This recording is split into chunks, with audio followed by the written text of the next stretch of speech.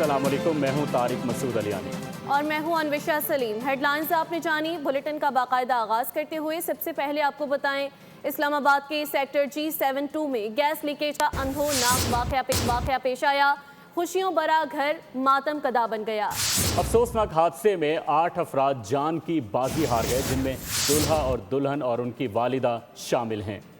इस्लामाबाद का sector G72 सोग में डूब गया। गैस लीकेज धमाके ने एक खानदान की खुशियां छीन ली। जहां शादी की शहनाइयां थीं, अब आहो बका है। जहां बहक होने वालों में नौब्याहता दूल्हा और दुल्हन, उनकी वालदा समेत दीगर करीबी रिश्तेदार शामिल हैं। वाक़े की इत्तला मिलते ही रेस्क्यू टीमें और पुलिस मौके पर पहुंच गई। लाशों और जख्मियों को फौरी तौर पर अस्पताल मुंतकिल किया गया, जबकि इलाके को घेरे में ले लिया गया। इब्तदाई तहकीकात के मुताबिक हादसा गैस लीकेज के बाइस पेश आया। सारा मेरा खानदान मुक गया, मेरा खानदानी सारे मुक गए। सिर्फ एक मेरा भतरीजा बचा ते एक मेरा भरा बचा।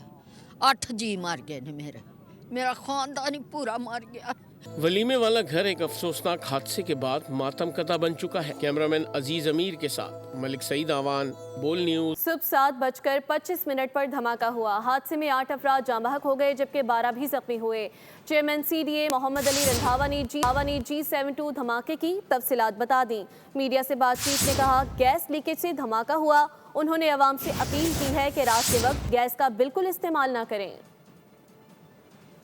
7:24 के ऊपर यहाँ पर एक ब्लास्ट की आवाज़ आई है और हमारी विदिन 5 मिनट्स जो है हमारी रेस्क्यू टीम्स जो है और सर्च एंड रेस्क्यू टीम्स ये यहाँ पे पहुँच गई और हमने यहाँ पे पूरी अब तक जो है कंप्लीट इसके ऊपर ऑलमोस्ट हमारी तरफ से ऑपरेशन कंप्लीट है। लेकिन मैंने अभी आके दोबारा देखा, मैंने इनसे कहा कि एक दफ़ा इसको दोबारा से रीकन्फर्म कर लें। इस पूरे इंसिडेंट के अंदर अनफॉर्चुनेटली जो है वो 8 डेथ्स हुई हैं और बाकी जो लोग थे वो ज़ख्मी हैं। लेकिन अभी हमने पिम्स में मैं चेक करके भी आया हूँ, हमारी वहाँ पे टीम्स भी लगी हुई हैं। उसमें से क्रिटिकल कोई नहीं है। एक बंद सेंटर गया था लेकिन उसमें से वो भी अल्हम्दुलिल्लाह क्लियर हो गया है। सारे जो इनकी डेथ हुई हैं 8, उनकी सब की डिटेल्स अभी हमारी एडमिनिस्ट्रेशन और पुलिस और रेस्क्यू वाले इसकी सारी ले रहे हैं। इसमें जो इम्पोर्टेंट है एक चीज़ अभी तक पता चला है वो ये कि ये गैस लीकेज की वजह से हुआ है और बड़ा ही अनफॉर्चुनेट इंसिडेंट है जो यहाँ पर ये हुआ है।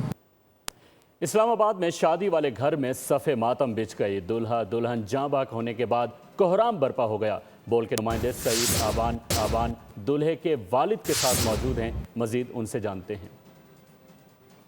बागी दारुल हुकूमत इस्लामाबाद में इंतहाई अफसोसनाक वाक़या आज पेश आया। इस्लामाबाद के इलाके G7 में जहाँ पे गैस लीकेज की वजह से धमाका हुआ और तकरीबन 4 घर महमूद हो गए। लेकिन ज़्यादा अफसोसनाक बात यह है कि यहाँ पे एक शादी का घर भी था जहाँ पे दूल्हा दुल्हन और उसके अलावा कुछ और लोग जो हैं उनके जाँ बहक होने की इतलात है। हमारे साथ इस वक्त दूल्हे के वालिद मौजूद हैं। उनसे सर जी क्या हुआ क्या था आज सुबह? सब लोग सो रहे थे जी। लगभग 7 बजे धमाके की आवाज़ आई है। तो जब उठ के देखा तो वो छत से कुछ धूल उठ रही थी। मैं छत पे चला गया हूँ, देखा साथ वाले घर भी मुतासर थे। मैं अपने सेन में कूदा हूँ छत से तो किसी को हेल्प कर सकूँ, लेकिन वो मेरे बस से बाहर था। रेस्क्यू टीम को कॉल किया, कितनी देर में मोहल्ले वाले पहुँच गए, साथ ही रेस्क्यू वाले भी पहुँच गए। फिर उन्होंने ही रेस्क्यू करके निकाला है उनको। तो कुछ लोग ज़ख्मी थे, कुछ एक्सपायर हो चुके थे। सर कितने लोग एक्सपायर हुए हैं और कौन कौन थे? जी मेरी मिसेज़ हैं, मेरी नवासी है, मेरा हमजुल्फ है और बहू है, बेटा है। दुल्हन और दूल्हा जो पिम्स में हैं और बाकी जो 2 हैं वो अपना CDA में है। तो हम तकरीबन इंतज़ामिया जो थी वो 8 बजे से पहले सारी पहुंच चुकी थी। तमाम अदारे, तमाम मीडिया, ये बड़ी खुशाइन बात है कि सब ने अपनी अपनी जिम्मेदारियाँ जो पूरी की और अभी तफ्तीश हो रही है। ये मैं समझता हूँ कि इसके अच्छे नतीजे निकले। जी बिल्कुल, G72 में होने वाले हादसे पर इमदादी सरगर्मियाँ ताहाल जारी हैं। अभी तक की इतलात के मुताबिक 8 लोग जाँ बहक हो चुके हैं, जबकि 11 लोग जो हैं वो ज़ख्मी हैं। कराची के इलाके Mahmudabad Akhtar colony sector D में सुबह सवेरे मुसल्लह मुल्जिमान की लूटमार। 2 मोटरसाइकिलों पर सवार 4 मुल्जिमान ने वारदात की CCTV फुटेज बोल न्यूज़ से हासिल कर ली है। मुल्जिमान ने दूध खरीदने आने वाले शहरी को भी लूट लिया। मुतासरा दुकानदार का कहना है कि deputy speaker Sindh assembly Naveed Anthony की रिहाइश भी जाए वारदात के साथ ही है। वाक़े के वक्त डिप्टी स्पीकर की सिक्योरिटी पर मामूर पुलिस मोबाइल तो मौजूद थी, लेकिन अहलकार गायब थे। मजलूमियत की आड़ में फितना परवरी बलोच यकजहती का शेवा रही। हुकूक की आड़ में ये तंजीम फितना अल हिंदुस्तान की प्रॉक्सी बनी हुई है। BYC से मुतालिक मौक़िफ़ कयास आराई नहीं बल्कि गुज़श्ता साल से मुसलसल सरकारी रिकॉर्ड का हिस्सा है। अफवाज पाकिस्तान ने हर साजिश और फितने को जड़ से उखाड़ फेंकने का अज़्म कर रखा है।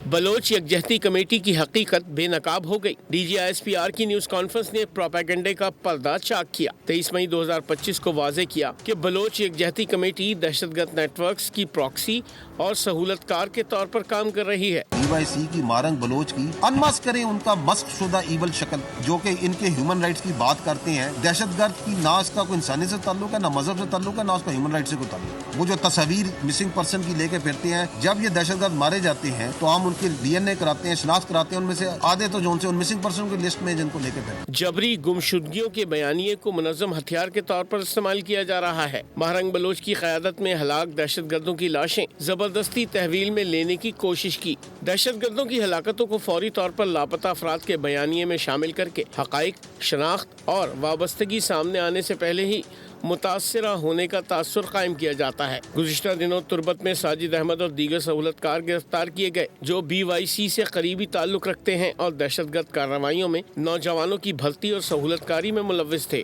DIG CTD के मुताबिक नौजवान सहूलतकार सरफराज और बेजन को तंजीम में शामिल करके एहतजाजी मुजाहरों और सड़कों की बंदिश में फ़ाल बनाया गया। ख़ानदानी नुकसान और महरूमी के जज्बात को नौजवानों को दहशतगर्द सरगर्मियों की तरफ धकेलने के लिए इस्तेमाल किया जाता है। BYC को नाबालिगों की इब्तिदाई भर्ती, बैनुल-अक़वामी प्रोपेगेंडा और फितना अल हिंदुस्तान के लिए फ़ाल विंग के तौर पर इस्तेमाल किया जा रहा है। माहिरीन के मुताबिक मार्च 2025 से हालिया शवाहिद तक एक मुसलसल सरकारी रिकॉर्ड तश्कील पाया है जो BYC के हकीकी चेहरे को जाहिर करता है। हर वो बंदा या बच्चा या जो फैसिलिटेटर इस वक्त कर रहा है उसका कहीं न कहीं से लिंक BYC के साथ जरूर है। साजिद अहमद भी BYC के साथ रहा। हुकूमत ने कोयटा और तुर्बत में बहाली मराकज़ कायम किए हैं जहाँ नौजवानों को नफ्सियाती मुशावरत और समाजी बहाली फराहम की जाएगी। इन मराकज़ में नफ्सियाती मुशावरत, वालिदैन से राब्ता और समाजी बहाली पर तवज्जो दी जाएगी। माहिरीन के मुताबिक बलोच यकजहती कमेटी एक आज़ाद इंसानी हुकूक की तंजीम के तौर पर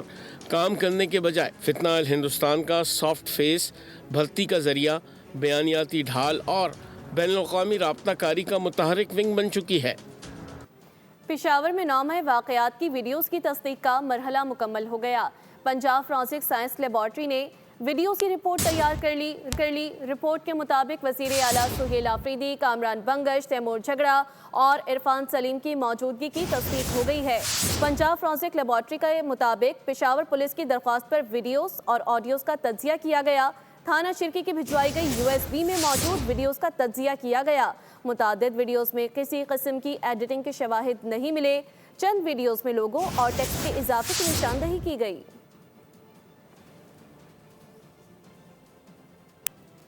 कराची में जलसे से मुतालिक वज़ीर आला खैबर पख्तूनख्वा का बयान सामने आ गया। सुहेल आफरीदी कहते हैं कि हर हाल में जलसा करेंगे। कहा कि हैदराबाद से कराची आने में 7.5 घंटे लगे। रास्ते में जगह जगह रुकावटें खड़ी की गईं। जानबूझकर सुनसान रास्तों पर धकेला गया। आज हम जलसा ज़रूर करेंगे।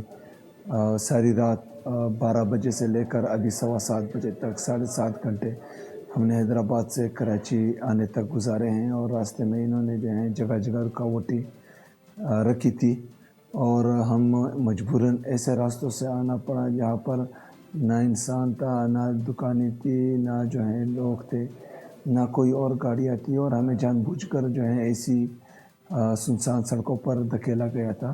तो ये फस्तैयत आखिर कब तक ये करेंगे? अगर इनकी ये सोच है कि इनके इस जुल्म और जबर और फस्तैयत से लोग डर जाएंगे या लोग घरों में बैठ जाएंगे। तमाम कराची के जो गयूर शहरी हैं उन्होंने आज हर सूरत निकलना है इंशाअल्लाह ताला और जलसा हर सूरत में करना है। इनको जलसे का खौफ है, जलसा तो होगा इंशाअल्लाह। सिंध हुकूमत ने वज़ीर आला खैबर पख्तूनख्वा सुहेल आफरीदी को दौरे सिंध में मुकम्मल सिक्योरिटी फराहम करने का दावा किया है। सीनियर वज़ीर शर्जील इनाम मेमन ने कहा कि PTI को कराची में जलसे की इजाज़त पहले दिन ही दे दी गई थी, लेकिन उसके बावजूद हम पर इल्ज़ाम लगाए गए। कराची में PTI के जलसे का मुतासिर होता है। سینئر وزیر نے پی ٹی آئی کارکنان سے اپیل کی کہ وہ قانون ہاتھ میں نہ لیں اور دی گئی گائیڈ لائنز پر عمل کریں۔ ان کا کہنا تھا کہ سیکیورٹی الرٹ کے پیش نظر باقاعدہ پلان دیا گیا تھا، لیکن افسوس اس پر عمل نہیں ہو رہا۔ جلسے کے لیے سندھ پولیس نے بھرپور سیکیورٹی فراہم کی ہے۔ شرجیل میمن نے مزید بتایا کہ حیدرآباد میں طے شدہ روٹ پر عمل نہیں کیا گیا۔ واضح کیا کہ وزیر اعلیٰ کے قافلے کو جان بوجھ کر نہیں روکا گیا۔ نیشنل ہائی وے پر ٹریفک کی روانی متاثر ہونا معمول کا مسئلہ ہے۔ انہوں نے کہا کہ وزیر اعلیٰ کا عہدہ آئینی ہے، آئینی عہدے کا مکمل احترام کیا گیا۔ P T I Jinnah ground نہیں بھر سکتی، اس لیے سڑکیں بند کرنے اور جلسے کی اجازت نہ ملنے کا پروپیگنڈا کر رہی ہے۔ سہیل آفریدی اگر سیاست کرنے کے لیے آئے ہیں تو ہم حاضر ہیں۔ میئر کراچی مرتضیٰ وہاب کا پی ٹی آئی کے جلسے پر تبصرہ۔ میڈیا سے بات چیت کرتے ہوئے کہا کہ صاف صاف کہنا چاہیے کہ لوگ نہیں آ رہے، جلسے میں پیپلز پارٹی اپنے دیالوں کو بھیج دے گی۔ سہیل آفریدی کو سیاسی سرگرمیوں کے لیے اڈیالہ، لاہور اور کراچی ملتے ہیں، خیبر پختونخوا میں یہ کیوں نہیں کرتے؟ مرتضیٰ وہاب نے کہا کہ انہیں دھمکیاں دی جاتی ہیں کہ کام کیوں کر رہے ہو۔ سیاست کرنے کے لیے اگر وہ آئیں اپنے ساتھیوں سے ملنے کے لیے ہم حاضر ہیں، لیکن اگر وہ آئے ہیں پروپیگنڈا کرنے کے لیے، اگر وہ آئے ہیں چیزوں کو مفلوج کرنے کے لیے، یہ چیز غلط ہے۔ سندھ حکومت ان کو ایئرپورٹ پر ریسیو کرتی ہے، سندھ حکومت اپنی ایس ایس یو کے ذریعے ان کو فل پروف سیکیورٹی دیتی ہے، سندھ حکومت بہت اچھی ہے۔ لیکن جب وہ باہر نکلتے ہیں اور ان کو 200-250 لوگ نظر آتے ہیں، 300 لوگ نظر آتے ہیں، تو وہ اپنی ٹوپی ڈرامے پہ آپ شروع ہو جاتے ہیں۔ سندھ حکومت نے کہا آپ کو جلسہ کرنا ہے، حاضر ہیں جی، جلسہ کر لیجئے۔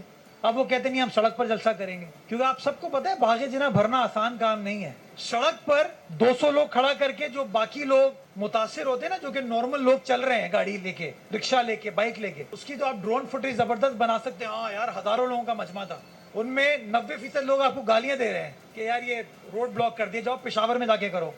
چونکہ ان کو پتہ ہے کہ وہ اس گراؤنڈ کو بھر نہیں سکتے ہیں، تو اب میں دیکھ رہا ہوں ان کو سٹیٹمنٹ دیتے ہوئے، یار صاف صاف بولو بندے تمہارے پاس نہیں ہیں، سندھ حکومت بندے بھی پرووائڈ کرے۔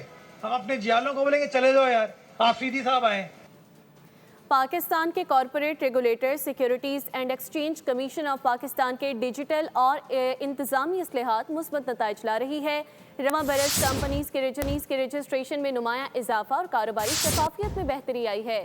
اصلاحات کے بعد کاروبار شروع کرنے کے عمل میں آسانی پیدا ہوئی، سرمایہ کاروں کے اعتماد میں اضافہ ہوا۔ ایس ای سی پی کی ڈیجیٹل اور انتظامی اصلاحات کے مثبت نتائج، کمپنی رجسٹریشن میں نمایاں اضافہ، شفافیت میں بہتری۔ اعلامیے کے مطابق کاروبار شروع کرنے کا عمل آسان ہوا، تعلیمی اخراجات کم ہوئے اور سرمایہ کاروں کا اعتماد بڑھا۔ ایس ای سی پی کے مطابق 2020 کے مقابلے میں کمپنی رجسٹریشن میں 51% اضافہ ہوا۔ مالی سال 2024-25 کے دوران 35,087 نئی کمپنیاں رجسٹرڈ ہوئیں، جبکہ گزشتہ سال میں یہ تعداد 27,542 تھی۔ رواں مالی سال میں جولائی سے دسمبر 2025 کے دوران 21,542 کمپنیاں رجسٹرڈ ہوئیں، جن میں سے 99.9% کا اندراج آن لائن نظام کے ذریعے ہوا۔ ایس ای سی پی کا کہنا ہے کہ اصلاحات کا بنیادی نقطہ کمپنی رجسٹریشن کی مکمل ڈیجیٹلائزیشن ہے۔ ایزی فائل سسٹم کو ایف پی آر، ای او بی آئی اور صوبائی محکموں سے منسلک کیا گیا ہے۔ ون ونڈو نظام کے تحت اندراج کا سرٹیفکیٹ جاری کیا جاتا ہے۔ ڈیجیٹل نظام سے مختلف دفاتر کے چکر لگانے کی ضرورت ختم، وقت اور لاگت میں نمایاں کمی آئی۔ ایس ای سی پی کے اقدامات کو عالمی سطح پر بھی سراہا گیا۔ ورلڈ بینک کی بزنس ریڈی 2024 رپورٹ میں پاکستان کو کاروبار کے آغاز کے اشاریے میں 50 ممالک میں 6واں نمبر دیا گیا۔ آئی ایف سی سروے میں ایس ای سی پی کو government to business digital services میں سر فہرست قرار دیا گیا۔ سبسکرائب کریں اور بیل دبائیں تاکہ کوئی خبر رہ نہ جائے۔